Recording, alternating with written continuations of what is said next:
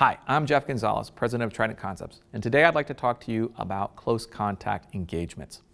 The average concealed carrier is going to carry their firearm and move about their day-to-day life without really paying much attention to the realities of deadly force encounters. For the criminal element to act upon you in a violent manner, they're going to have to be close to you. Proximity is going to be a key ingredient here. It's also one of the things that you need for lethal force justification. If they are trying to rob you with a baseball bat from across the street, it's very hard for you to justify using your firearm. However, if they're trying to mug you from a double arms interval and they are using a straight edge razor, then you have a lot better justification for deadly force engagements. Now, the key thing is that you're most likely not going to be able to fully extend to the target. And that's one of the things that we talk about. But the other thing that you have to keep in mind is that close range, you may need to create time and space in order to draw your firearm.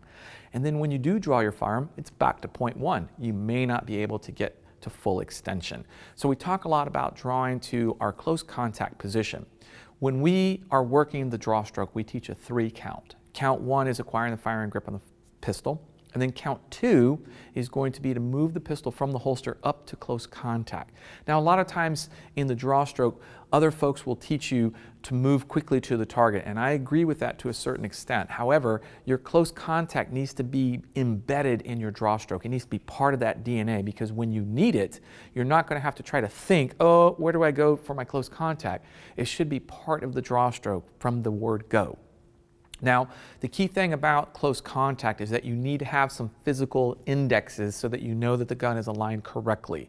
It's going to be, number one, more effective on the target, and number two, it's going to be safer for you. So one of the things that we use is we use a high pectoral index. So you're coming up nice and high. So think of your thumb hooking onto your chest muscle. That's going to be the position that we want. We want the muzzle to be horizontal, and we want it to be pointing straight into the target. So here's what that would look like.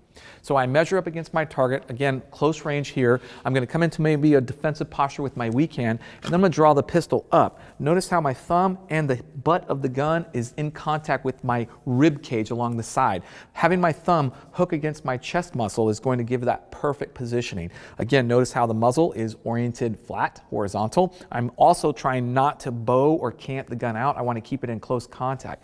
What this particular position will allow you to do is get good initial shots on target that will hopefully provide you the opportunity for you to put better shots on target as you either get distance or the target makes distance for you. All right, so I'm Jeff Gonzalez, president of Trident Concepts. Check out more of our videos down below. If you have a comment, please post it. We'd love to hear from you. Until then, take care and stay safe.